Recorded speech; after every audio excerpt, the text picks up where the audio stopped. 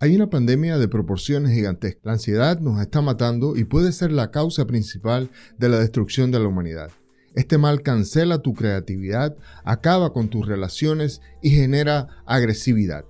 Usando estas mentiras, los gurús del desarrollo personal venden millones de dólares. Te hacen creer que estás enfermo y necesitando ayuda urgente, que por supuesto encontrarás en uno de sus mágicos cursos de $2.300. Tipeos sin escrúpulos que terminan haciendo mucho daño. Analicemos esta situación.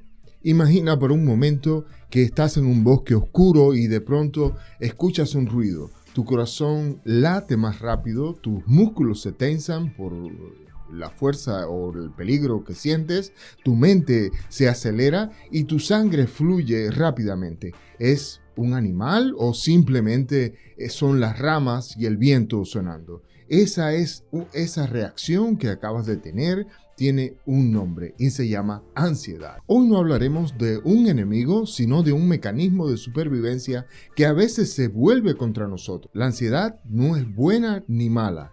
Por una parte, es responsable de que sigamos aquí como especie. Por otro lado, la ansiedad patológica puede llegar a distorsionar la realidad, afectando nuestra salud. Cuando deja de ser un aliado para convertirse en un obstáculo, la ansiedad comienza a ser un problema real. Esto lo vamos a explorar el día de hoy. ¿Cuántos de aquí han sentido que su mente los traiciona? Esa voz que dice, algo malo te puede pasar, todo saldrá mal. Eso nos suele pasar a casi todos de nosotros.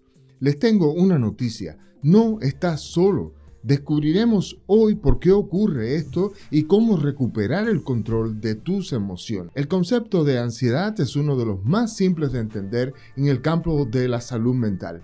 Aunque no lo hace fácil de manejar, la ansiedad es una respuesta emocional natural ante situaciones percibidas como amenazantes. Piensa en un atleta antes de su carrera. Las palmas de sus manos sudan sin parar, su corazón late muy fuerte y eso lo impulsa a ganar. Por otro lado, imagina que alguien que al salir de casa siente que su mundo, que todo el mundo es una amenaza, el corazón se le acelera sin ninguna razón aparente y la mente le repite, algo malo te puede pasar, allá afuera hay mucho peligro. Esa ansiedad ya no te protege, esa ansiedad paraliza, erosiona la mente y destruye a la persona que la padece. Hay otro tipo de ansiedad que es mucho más común y que se produce ante eventos estresores de la vida diaria. Se manifiesta con preocupaciones, nerviosismo o miedo. Generalmente tiene una función adaptativa, preparándonos para actuar y defendernos. El límite entre lo normal y lo patológico en cuanto a la ansiedad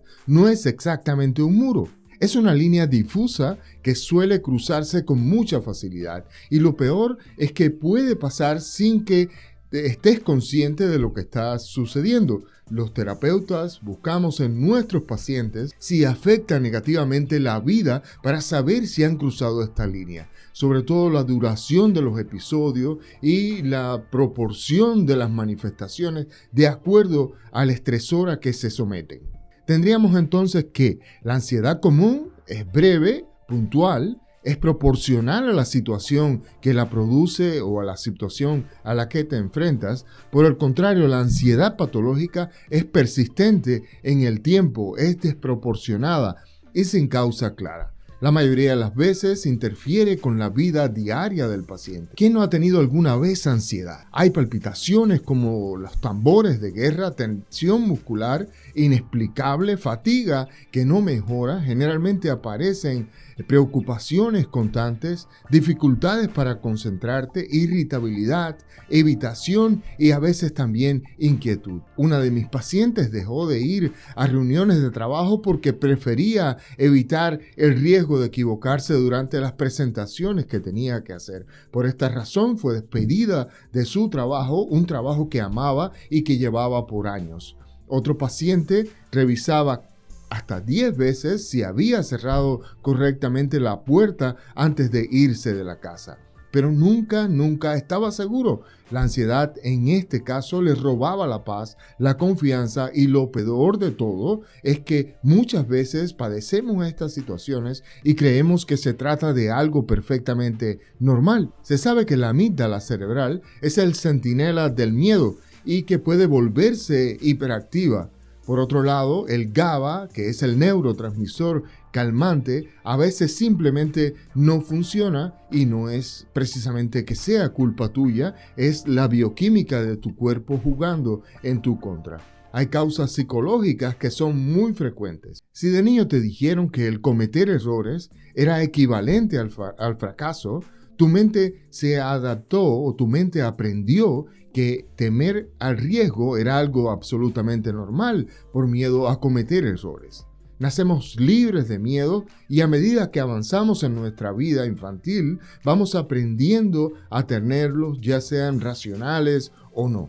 Por otra parte, traumas no sanados o críticas dañinas pueden interferir en algunas personas que pueden llegar a ser devastadoras. Dentro de las causas sociales de la ansiedad, todos sabemos que vivimos en una era donde hay hiperconexión y que al mismo tiempo nos encontramos aislados emocionalmente. Estamos rodeados de miles de amigos, de likes, de interacciones en las redes sociales que en un final viven en la nube y muy poco contacto físico. En cuanto a la genética, sabemos que la ansiedad se repite en varios miembros de una misma familia.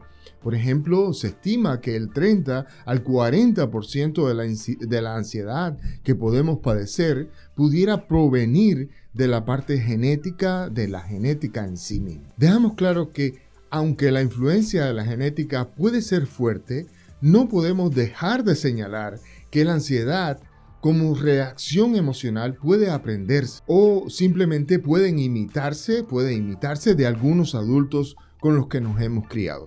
Por ejemplo, un ejemplo muy claro y simple, si tu abuela reaccionaba con ansiedad ante pequeños eventos de la vida, puedes asegurar que vas a considerar absolutamente normal y necesario actuar así con ansiedad ante esos mismos eventos tan simples a los que tu abuela reaccionaba. Hay alteraciones comprobables en muy pocos casos en la producción de transmisores, de neurotransmisores como la serotonina o el GABA que ya mencionaba anteriormente, que pueden afectar los estados de ansiedad como ya mencionamos. Entre las mujeres se sabe que hay una mayor incidencia de trastornos de ansiedad en comparación con los hombres. Factores como las guerras, conflictos sociales, problemas climáticos pueden aumentar los casos de ansiedad. Se sabe que el 19% de los estadounidenses sufre de ansiedad, una cifra significativa que refleja el problema de salud que esto representa entre la población norteamericana. Se sabe además que entre los jóvenes de 25 a 35 años son mucho más afectados que otro grupo poblacional. Este es un grupo demográfico con mayor vulnerabilidad debido a la presión social y económica a la que se enfrentan.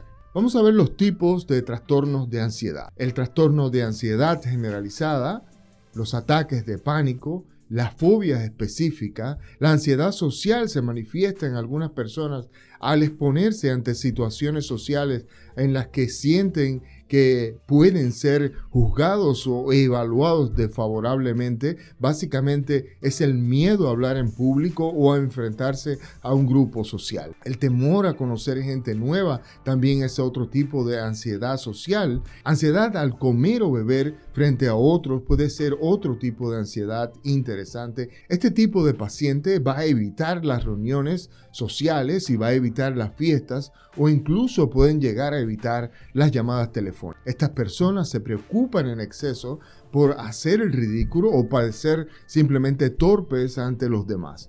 Trastornos por estrés postraumático es un trastorno de ansiedad muy común. Hoy solo nos centraremos en la ansiedad más frecuente en la que cada uno de nosotros puede padecer en la vida diaria, dejando claro que no porque sea frecuente estamos hablando de que significa que sea normal. Nada de eso. La ansiedad puede llegar a ser patológica, como mencionamos anteriormente. La consecuencia de la ansiedad va a depender del grado de afectación que tiene nuestro paciente. No es lo mismo tener una ansiedad en la mañana cuando te estás preparando para salir al trabajo que llegar a tener síntomas como dolores de cabeza, insomnio o simplemente estar preocupado todo el día por un problema de poca importancia. Cuando llegamos a niveles patológicos de ansiedad, nuestra calidad de vida se ve afectada y nos pueden aparecer manifestaciones o síntomas que pueden llegar a ser alarmantes. Los casos más intensos pueden llegar a tener crisis de pánico que son muy difíciles de controlar. Los ataques de pánico son un tema muy amplio que dejamos para otro video. He tenido pacientes que después de un periodo de ansiedad relativamente prolongado han llegado al extremo de padecer depresión, lo cual también significa una situación bastante alarmante y preocupante en estos pacientes. Hay muchos mitos alrededor de la ansiedad.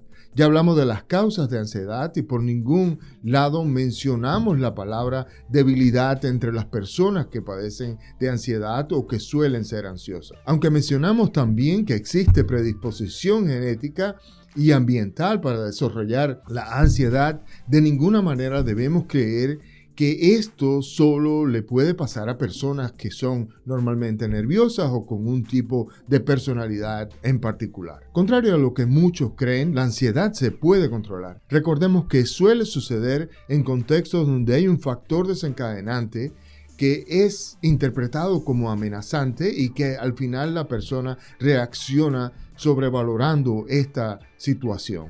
Si una persona recibe un tratamiento correcto, la ansiedad se puede eliminar. Podemos educar a este paciente para que aprenda a convivir con esa sensación de peligro que realmente no existe. Otra cosa muy diferente es una reacción ansiosa ante un peligro inminente. Y claro, esto es algo totalmente diferente. Normalmente las personas que sufren de ansiedad patológica, estamos hablando de una persona que reacciona sobrevalorando situaciones. Hay dos formas fundamentales de manejar la ansiedad desde el punto de vista psiquiátrico y desde el punto de vista social. La terapia cognitivo-conductual o CBT, como por las siglas en inglés, son una forma muy interesante de tratar la ansiedad.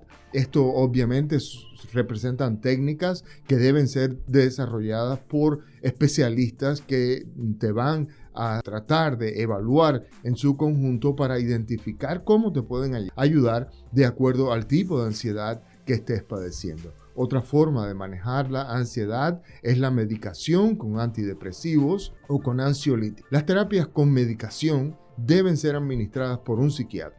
Generalmente se trata de medicamentos en los que hay que monitorear los efectos adversos que pudieran aparecer. Pero veamos lo que puedes hacer por controlar la ansiedad que pudieras padecer tú o alguna familiar que conozcas y que desees ayudar. Hay técnicas de autocuidado como la respiración profunda o mindfulness o la meditación que pueden ser muy efectivas en el control emocional. Los pacientes que la practican suelen verse y sentirse mucho más calmados. El ejercicio físico es harto conocido por los efectos generalizados, efectos beneficiosos generalizados en tu cuerpo, y no tienes que ser un físico-culturista o un maratonista. Solamente 30 minutos de ejercicios al aire libre pudieran ser súper beneficiosos y suficientes para aumentar tus años de vida, tus años de calidad de vida, de calidad, y extender la expectativa de vida. Otro factor interesante a la hora de tratar la ansiedad es el dormir bien. Ya sabes que reduce la actividad del sistema límbico, reduciendo los niveles de cortisol y aumentando los mediadores químicos que actúan en la felicidad. Evitar el exceso de pantalla y los estimulantes como el café y el alcohol es otra de las cosas que puedes hacer, ya que estos pueden llegar a ser destructores de tu equilibrio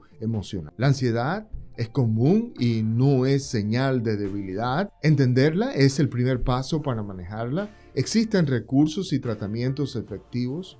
Otro factor interesante es que hablar de la ansiedad ayuda a eliminar el estigma que existe alrededor de esta término. Te invito a dejar tus preguntas o alguna opinión en los comentarios. También puedes escribirme en privado al correo que ves en pantalla.